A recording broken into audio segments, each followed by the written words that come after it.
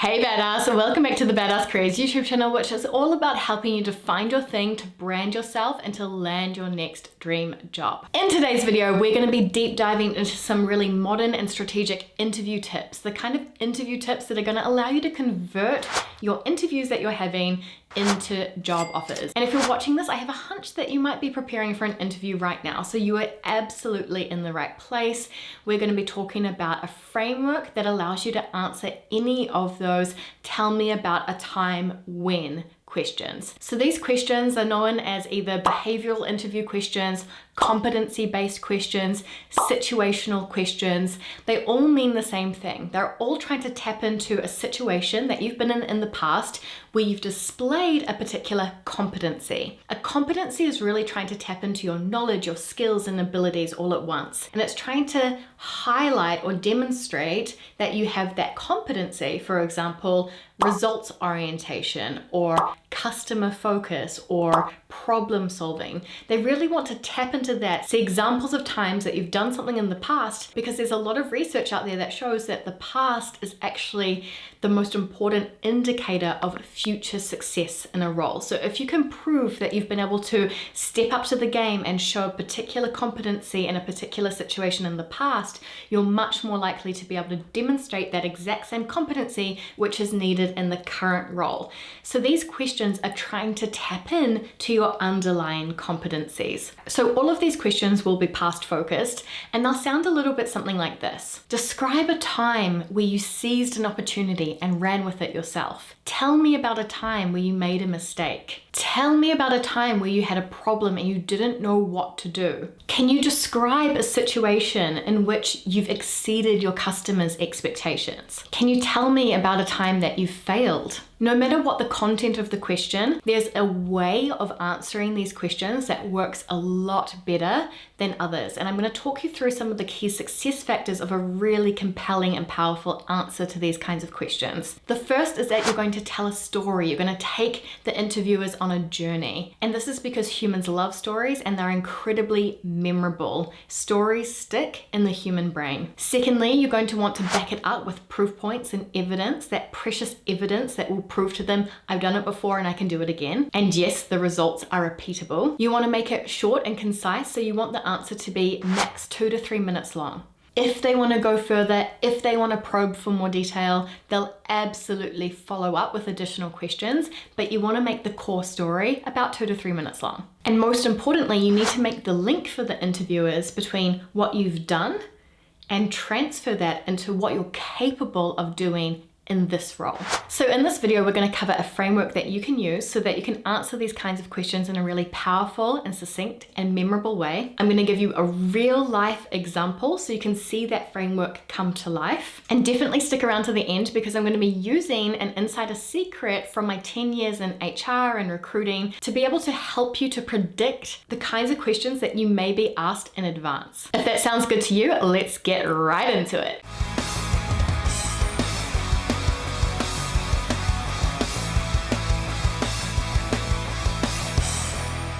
All right, guys, I promised you a framework, so let's get into the framework. So the framework for answering behavioral interview questions is, have you met my friend Carl? So Carl is my friend who I use to answer these questions in a really impactful way. It's a bit different. A lot of people talk about the STAR method. I'm sure you've probably heard about that. Situation, task, actions, results. I prefer the Carl framework personally because I think it flows better and I think it goes one step further, and I'll tell you why in a minute. So what does Carl stand for? So the C stands for context. What was the context? What was the situation you were in? What was the business challenge assigned to you? What were you trying to tackle or overcome? And this is where you can really tell a story. Imagine starting a story that's like, well, it all started when our client was threatening to cancel the deal, or we realized that we only had 3 months worth of funding left. As you can imagine, when you're setting this context, it's a really great opportunity to draw the interviewer in and be like, wow, what are they going to say here? What is the context? What was the big challenge, the mountain that you needed to overcome, or the problem you needed to solve? We've realized that we're losing a lot of time in process inefficiencies. We realized we had a moment, it's sort of a light bulb moment, right? Or there was a challenge in front of you. This was assigned to me. I was on this track and there was a roadblock.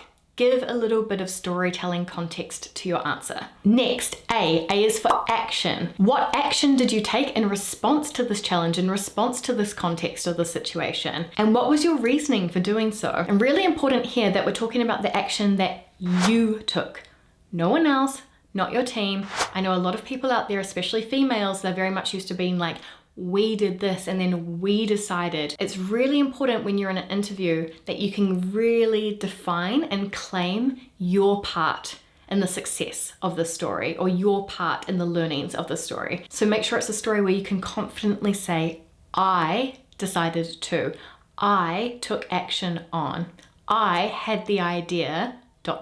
R, and this is the most important part of the framework, the result. What was the result or outcome of the action that you took? Here you're going to want to use numbers and quantify wherever possible, because psychologically, not only is it more convincing, but it actually shows that you were in the thick of it with the numbers, measuring your success. Everyone loves a high achiever who measures the impact or success of the work that they do. So using numbers to quantify or to give some sort of scope or scale, like how many people were involved, what was the size of the budget, all of these kinds of things will help to make your results even more compelling. Here it's really about what was the impact of the action you took, what changed. If it's hard for you to imagine, try thinking if you had taken zero action, what would have happened, you know? And that also helps you to reframe and think, well, actually this and this happened, this ripple effect, this chain reaction happened thanks to the action that I did take. And the L is for learnings. What lessons were learned that you could apply to new scenarios? So you might say something like, what I learned from this, or what I might do differently next time, or I know it's a different industry, but the parallels are really there in terms of X, Y, Z.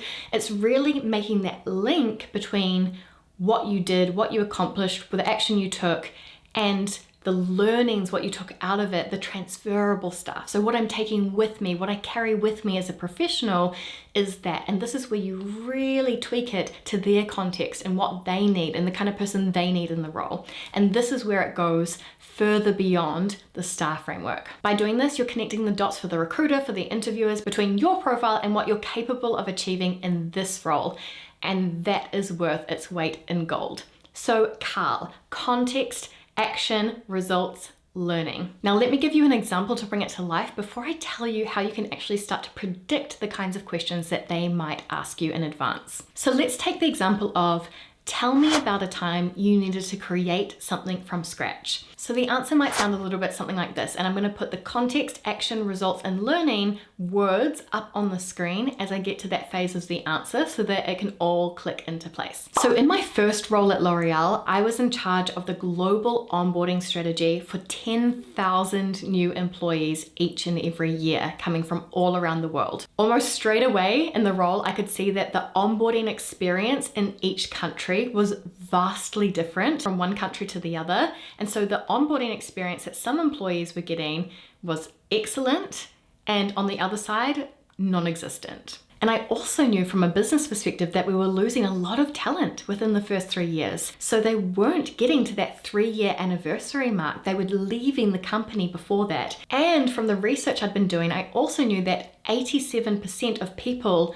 commit to a company long-term psychologically within that critical first 6 months. So within the first 6 months, they make a decision, even at a subconscious level, of how committed and engaged they feel in their new role, in their new company and culture. And so I knew it was so important from a retention perspective to focus on that onboarding experience and really anchor that within the first 6 months. This is when I realized I needed to create a new global onboarding strategy from scratch. So what I decided to do do is run a global survey. So I ran a survey with over 4,000 newcomers worldwide, and I just listened to them. I listened to what was working, what they enjoyed about the onboarding experience, what was missing, what they'd like to see more of. I really took time to understand their pain points and what they would love their ideal onboarding experience to look like. So from here, I developed the strategy. I worked with the countries to roll it out. We developed a roadmap together, and I rolled it out over 45 countries worldwide. Because it came from the newcomers themselves, there was loads of buy-in from the learning managers around the world, and it was implemented really smoothly. After just 1 year, we found that the likelihood of a new L'Oreal employee recommending L'Oreal as an employer to a friend, so that net promoter score, we found that that went up 32%, and the overall onboarding satisfaction grew by 16 percentage points on average across all 45 countries. What I learned from this is that when you're developing anything from scratch, you really need to put the consumer, which was in this case the employee, in the center of everything you do. There's no point creating fancy new strategies that come from Harvard Business Review articles or, the latest academic journal articles when it's not what the real employees on the ground are actually craving, and it's what they actually need and want to succeed. So that was my biggest takeaway from this experience. So I really hope that this example answer brought the framework to life for you, and you're able to see how it plays out in a real interview question scenario. Obviously, when you pick your big learning from the experience, you want that learning to be something that's very much needed in the new role, of course. So how can you predict the kinds of questions that you may be asked? So of course, we're never going to be able to figure out all the possible question combinations we could possibly be asked in an interview setting, but how might we give it a really decent guess? So what you need to know is that competencies are the language of HR. We use them everywhere. Usually in bigger companies, they have actually an official competency framework, and we use that to sort of map out all the roles in the organization. So at the team level, like what do each of the roles need to bring to the table in terms of competencies? Now, competency could be things like action-oriented, dealing with ambiguity, problem solving, business acumen, conflict management, negotiation, creativity, customer focus, decision-making, delegation, process management, relationship building, results-driven. You get the point. So we use them to map out roles in the company. We use them for training and development. So to see,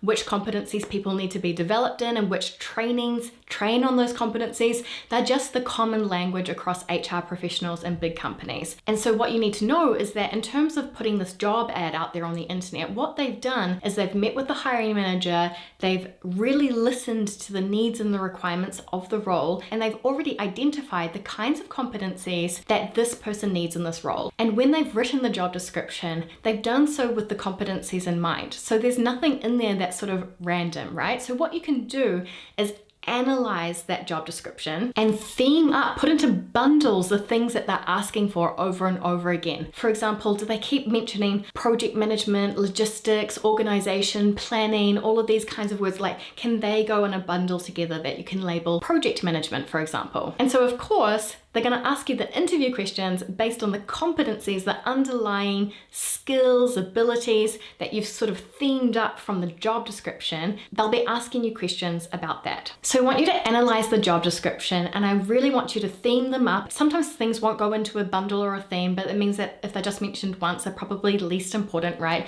So get the 5 big things and ask yourself, if the recruiter could have just 5 things, what would they want? Would it be problem solving, taking initiative, customer service? Like, what would be the labels if they could have just 5 things? If the job ad or job description is really weak and light, look elsewhere. Look for the same role at their competitors. See what they're doing. Take other external job ads if you need to for a certain type of role, and actually use it to analyze the kind of competencies that are generally required for this kind of position. Then write your stories. Make sure that you have a CARL, a C-A-R-L story for each of them. And what I recommend is having a sort of, let's say, a positive one and a negative one. And what I mean by that is a positive one would be, a time that you were juggling multiple priorities and you managed to do it well, and a time that it didn't work out so well and what you learned from it. So for each theme, have a kind of success story and a failure, but I learned something story. And then I want you to translate these competencies into all sorts of types of questions,